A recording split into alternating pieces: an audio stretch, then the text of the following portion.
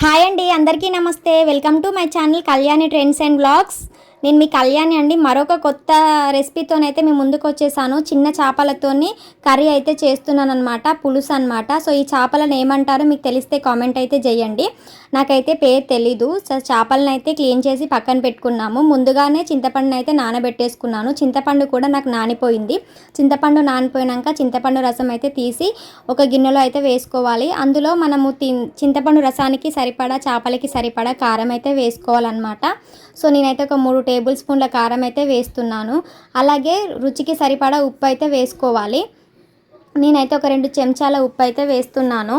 సమ్మర్లో ఎక్కువగా sea foods అయితే పడుతూ ఉంటారనమాట మా సైడు. సో ఎక్కువగా సమ్మర్లో చేపలు, రొయ్యలు, చిన్న చేపలు, పెద్ద చేపలు అలా ఎక్కువగా తీసుకొస్తూ ఉంటాడు మా బావ.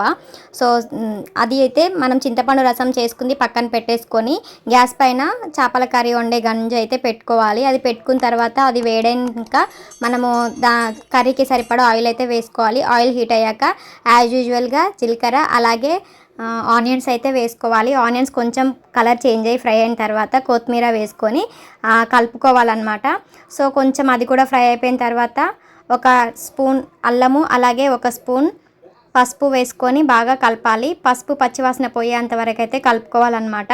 ఈ చిన్న చేపలను అయితే ఎప్పుడు కానీ వీటిని మనము చారు మసిలేటప్పుడు వేసుకుంటేనే టేస్ట్ బాగుంటుంది అని అయితే అంటారు. సో నేనైతే అలాగే చేస్తున్నాను. పోపుకైతే ఏం వేయట్లేదు. మనము అల్లము ఆనియన్స్ అన్నీ అయితే మంచిగా ఫ్రై అయిపోయాక ముందుగా మనము కలిపి పెట్టుకున్న చింతపండు రసంలో ఉప్పు కారం అయితే వేసి పెట్టుకున్నాం కదా, అది ఆ రసాన్ని అయితే వేయాలన్నమాట. సో అది వేసి మనం ఈ చేపలను అయితే మసిలే టైంలో వేసుకోవాలి. సో నాకు చారు అనేది మసలడం స్టార్ట్ అయిపోయింది. సో మంచిగా మసులుతున్న టైంలోనే మనము ముందుగా ప్రిపేర్ చేసి పెట్టుకున్న ఫిషెస్ ఉంటాయి కదా, వాటిని అయితే కొద్దిగా తీసుకొని అందులో అయితే వేసుకోవాలి. సో చారు అయితే మంచిగా మసలాలన్నమాట. సో అలా మసులుతున్న టైంలోనే చిన్న చేపలను అయితే వేసుకోవాలి. పోపుకు వేయొద్దు. పోపుకు వేస్తే ఈ చేపలు అనేటివి మనకి మొత్తం విరిగిపోతాయి, పీసెస్ లాగా అయిపోతుంది అనమాట. ఉన్నాయే చిన్నగా కాబట్టి పోపుకు వేస్తే ఇంకా ఖరాబ్ అయిపోతుంది. సో అందుకే చారు మసలే టైంలోనే వేసుకుంటే మనకి మనం వేసిన చేపలు అనేది హీట్కి ఆ మసలడం కూడా ఆగిపోయింది చూడండి మీరు. సో ఇలా మొత్తం మన దగ్గర ఉన్న చేపలు అయితే వేసేసుకోవాలి. సో నేను చేసే రెసిపీస్ అయితే మినిమం 5 to 6 మినిట్స్ లోపే ఉంటాయి.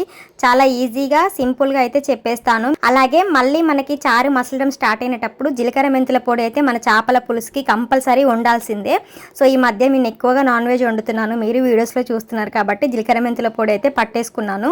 జీలకర్ర మెంతులు వేయించి పొడి చేసి వేసుకుంటే మనకు చేపల కూర నీసు వాసన రాకుండా అలాగే మనకి చిక్కదనం వస్తుంది, టేస్ట్ కూడా చాలా బాగుంటుంది.